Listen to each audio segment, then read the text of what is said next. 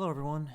I wanted to do a recording from the desktop rather than in-game so that I can give all my attention and focus towards discussing what I think about the game. Okay, let me go ahead and inform you that I have watched other streamers, listened to videos, and even played the game myself. So I am probably going to be saying some things that other people have said. If I did, then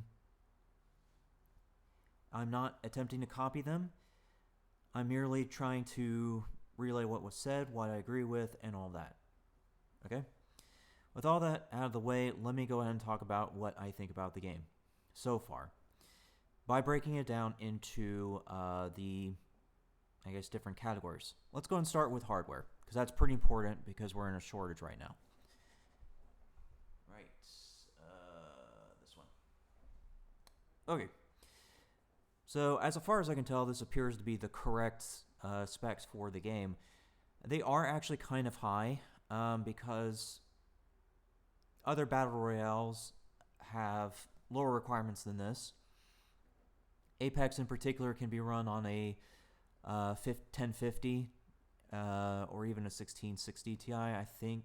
Or I'm sorry, plain 1660 Ti. I think that's the one I'm thinking of. I can double check it later, but this is very high requirements for Battle Royale. I am not entirely sure if anybody's really going to have the hardware for that, at least in the numbers that would keep the game alive. This alone right here has my concerns.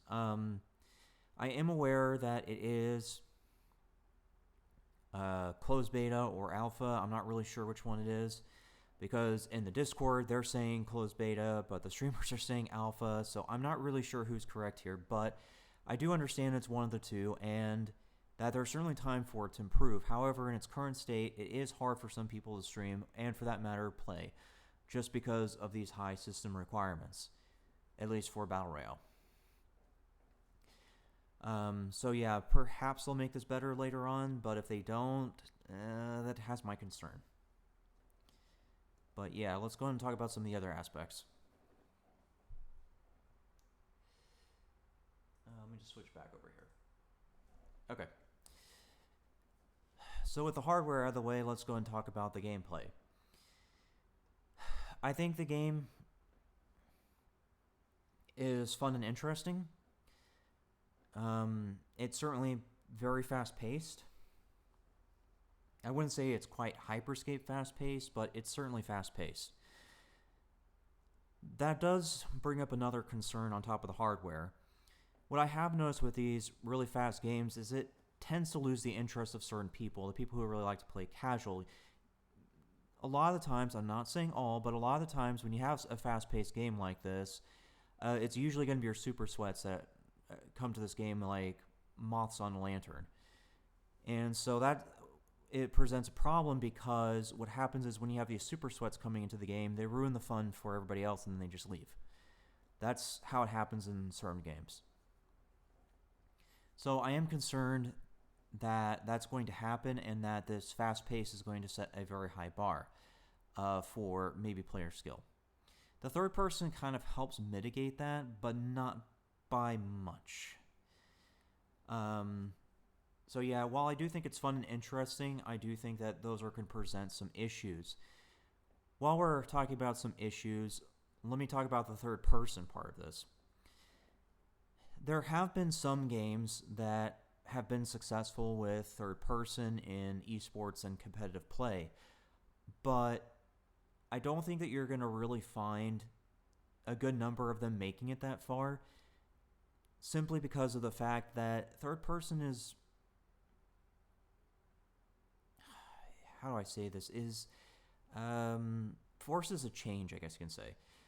Because the problem is, once you enable third person view, it means people can camp corners really easy, or defend a position really easy.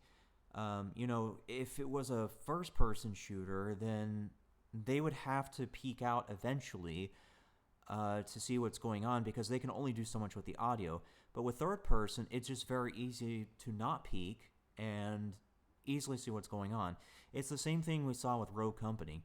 As a matter of fact, I think that was part of the reason Rogue Company really didn't get as competitive as they wanted to, because it's third person, and on top of that, you also have angle switching and a bunch of other things. But I think that the whole third person thing kind of ruined things for Rogue Company, just because it eliminated a lot of tactics, right? There were certain, how do you say this, persons in the game with certain tactics, and it kind of defeated the purpose of those tactics if they had that much vision. I think something similar is going to happen with Blood Hunt. We'll see, though. Again, this is only closed beta or alpha, so we will certainly see. Let me go and talk about classes now. So now that we've covered the gameplay, let me get into the more specific gameplay of the classes. At this time, there isn't really many classes, and again, it's closed alpha or beta. So I understand that there's not going to be very many classes. However, with the classes they have presented, it does make me concerned for the direction the game is headed. This is because at this point, there are really only 2 classes that just dominate.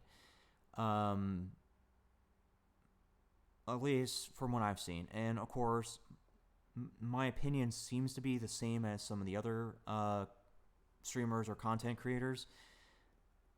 I don't remember the name to the class, but it's the one with the bat symbol. Yeah, that one is just going to dominate solo because of the ability to go invisible. Content creators have said that the Siren is going to be a dominating class, and I don't see that as happening, not nearly as much as the one with the bat symbol.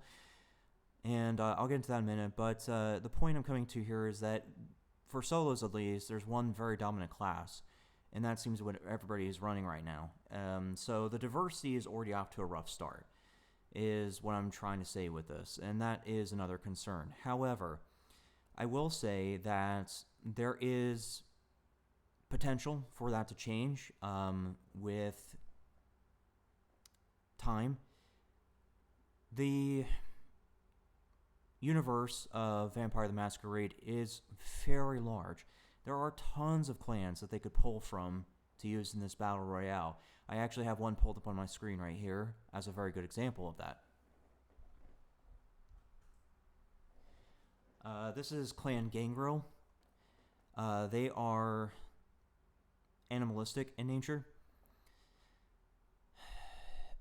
How they develop their animalistic attributes depends on many different factors, but the point I'm coming to here is that Gangrel is one of many examples that I can use for classes they could introduce to the game.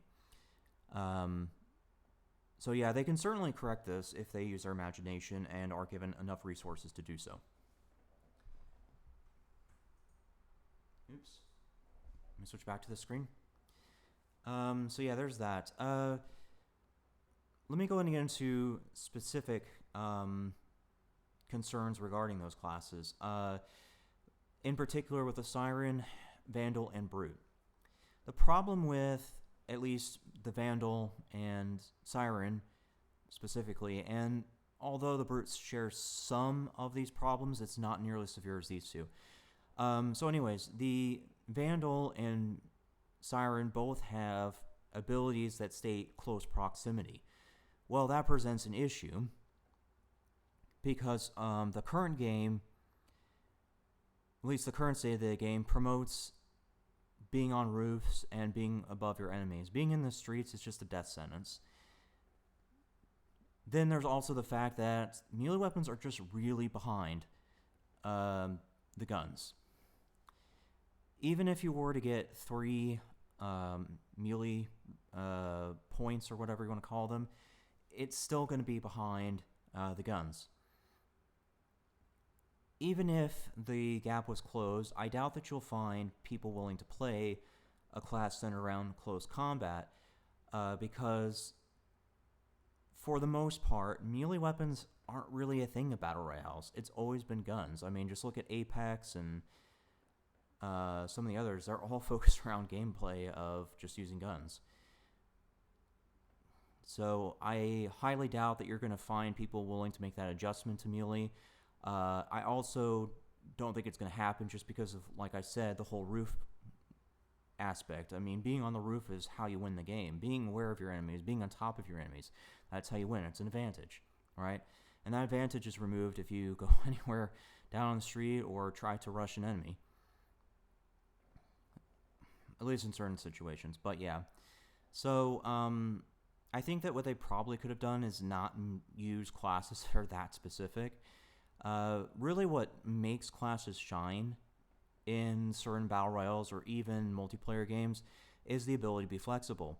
If you're very specific to something, in this case close quarters combat, then somebody else is going to be able to counter you. Case in point with the whole invisibility thing on the bat symbol class. All they have to do is just go invisible and get away from you. It's going to be hard to figure out where they are, and you would have to close the gap again. So yeah, that's kind of my specific concern with it. Let's go and talk about weapons now that I've kind of gone through some of the gameplay and things. So I think weapon diversity is pretty good right now, but there are certainly room for improvement. Case in point is the crossbow. The crossbow doesn't do a whole lot of damage in comparison to the other weapons, which makes it kind of useless. Sure, the whole gas arrow thing is kind of neat, but it's really not that helpful because of how fast-paced the game is. With how fast-paced the game is, AoE just really doesn't do jack because people are moving fast. What helps is hitting hard, hitting fast. So, high bullet damage, single target type of weapons like the sniper rifle, for example. Right now, that thing is a monster because it's a one-shot down if you hit them in the head. So, yeah, it's going to fall behind a lot of that other stuff, which is unfortunate because it would be nice if there were more silent options in the game. Which, P.S., the crossbow isn't all that silent. It's a little more silent in certain guns, but man, do they fall short of a true crossbow experience. It's just so freaking noisy. So,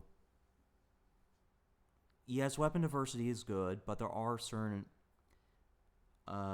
weapons like the crossbow that are just not doing well. And it's not because of their stats per se, it's because of how they were designed. Like I said, AoE is not really useful. But yeah, that's really all I can say on it until I see more. Real quickly, just to kind of end this, I want to quickly talk about Blood Hunt itself. I noticed that there are a lot of people getting into the game just because it's a battle royale, but doesn't really understand the Vampire the Masquerade world, so let me just go ahead and quickly explain that. I pulled up a article from a very good Wikipedia page on this, but the short version is a blood hunt is when a vampire does something really, really bad, and an official, I guess you can say, an official will basically say, hey, this person needs to die, and then they go out and murder the crap out of this vampire that did said bad things. There is another type of blood hunt, if you will. I'll go and scroll down. And that's Wild Hunt. So Wild Hunt is more or less to do with Sabbat security than Blood Hunt. Blood Hunt's more of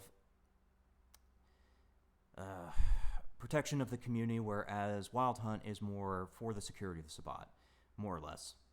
But I will let you read that for yourself if you really want to learn more. I also highly encourage you to look at the different clans from the Vampire the Masquerade world. If you find a clan that you like, make it a suggestion. Go to the Discord and say, hey, it'd be really cool if you added this to the game, or something like that. But that's really all I can say on this matter. Thanks for listening.